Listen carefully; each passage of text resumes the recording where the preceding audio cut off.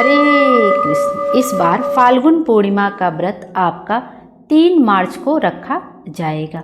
फाल्गुन पूर्णिमा के दिन चंद्र ग्रहण भी लग रहा है और हिंदू धार्मिक मान्यताओं के अनुसार होलिका दहन भी पूर्णिमा तिथि पर ही किया जाता है। इसलिए इस बार होलिका दहन का पर्व ग्रहण के प्रभाव में रहेगा। चंद्र ग्रहण के कारण सूतक काल और पूजा पाठ के समय में भी कुछ बदलाव हो रहे हैं।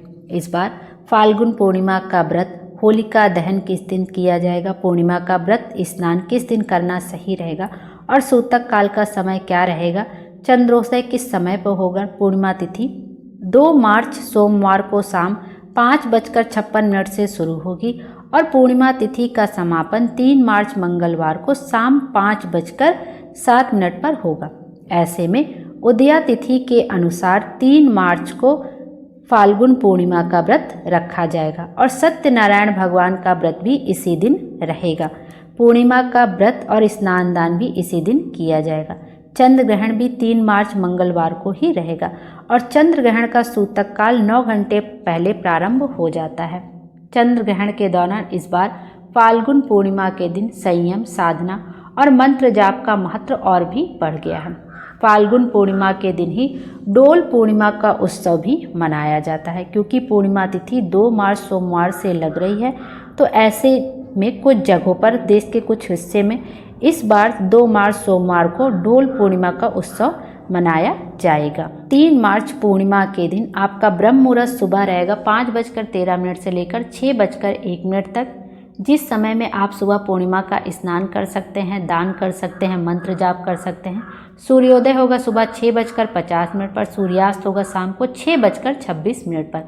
इस दिन अभिजीत मुहूर्त दोपहर में 12:15 से लेकर 1:02 तक रहेगा, जो कि दान आदि करने के लिए भी सर्वोत्तम माना जाता है। तो यदि आप सुबह दान नहीं किए हैं तो आप अभिजीत मुहूर्त में भी दान कर सकते हैं। और इस पूर्णिमा तिथि पर भद्रा का भी साया लग रहा है और भद्रा का वास मृत्यु लोक में रहेगा।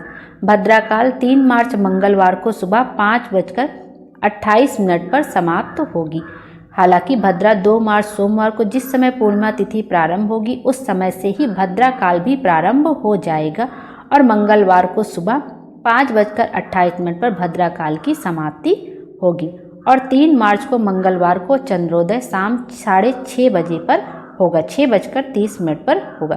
तो जो लोग भी मंगलवार के दिन पूर्णिमा का व्रत रखना चाहते हैं उन्हें इस समय चंद्र देवता की पूजा करके चंद्र देवता का अर्घ्य देकर अपना व्रत उपवास खोलना चाहिए। क्योंकि पूर्णिमा के व्रत में बिना चंद्र दर्शन के आपका व्रत पूर्ण नहीं माना जाता है। और चंद्र ग्रहण आपका 6:30 बजे तक, जो ग्रहण आपका लग रहा है वो 6:30 बजे तक आपका ग्रहण समाप्त हो जाएगा। जो चंद्र ग्रहण की शुरुआत हो रही है वो आपकी 3 मार्च की दोपहर 3:20 पर होगी और यह ग्रहण शाम को 6:47 तक चलेगा। लगभग 3 घंटे 27 मिनट तक का यह आपका ग्रहण लगा रहेगा। तो आपका जो चंद्र दर्शन आपको करना है वो 6:30 बजे करना है और 6:30 बजे के बाद भी थोड़ा आप आगे पीछे भी दर्शन कर सकते हैं। क्योंकि जो पूर्णिमा का व्रत रखते हैं उनको चंद्र का दर्शन करना अनिवार्य होता है। बिना चंद्रमा के दर्शन किए आप उनको जल अर्घ्य समर्पित किए बिना अपने व्रत का पारण नहीं कर सकते हैं।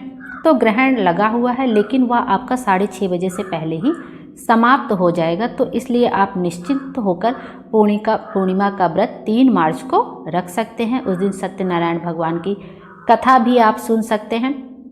क्योंकि जो चंद्र ग्रहण जब लगा रहता है तो यह भी कहा जाता है कि इतनी समय तक, जितनी देर तक ग्रहण लगा रहे आप पूजा पाठ करते रहें, मंत्र जाप करते रहें। तो यह आपके लिए अति उत्तम है कि आप अपना व्रत रखें। सूतक काल में आप कुछ चीज़ें नहीं भी मान पा रहे तो जितनी देर तक ग्रहण लगा है 3:20 से लेकर शाम को 6:47 तक, उतनी देर तक आपको विशेष सावधानी बस बरतनी होती है। वो भी गर्भवती महिलाओं को, कि जैसे कोई चीज़ उनको काटना पीटना नहीं है, कुछ सिलना नहीं है, आलती पालती मार के नहीं बैठना है। तो बस इन कुछ विशेष सावधानियों का आपको ध्यान रखना होगा।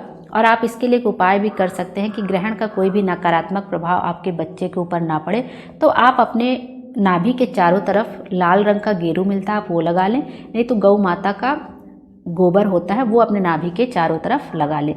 और जब ग्रहण समाप्त हो जाए तो उसे धुल दें और उसके बाद गंगा जल से गंगा जल अपने ऊपर छिड़क ले, या आप शुद्ध जल में थोड़ा सा गंगा जल डाल के स्नान भी कर सकते हैं, या केवल गंगा जल से ही आप अपने ऊपर छिड़क लें। और जो भी भोजन वगैरह बना के रखते हैं, जो भी प्रसाद वगैरह बना के रखें, उन सब में तुलसी दल डाल के रखें। इससे ग्रहण का कोई भी नकारात्मक प्रभाव भोजन आदि पर नहीं पड़ेगा और आपके ऊपर भी नहीं पड़ेगा, क्योंकि इस बार का जो ग्रहण है वो भारत में दृश्यमान भी है और इसका सूतक काल भी माना जाएगा, और जितनी देर तक ग्रहण लगा आपको वह भी मान्य होगा। इसलिए कुछ विशेष सावधानी बरतने की हमें आवश्यकता है। यह थी आज की वीडियो। उम्मीद करती हूँ आपको पसंद आई होगी। Thank you.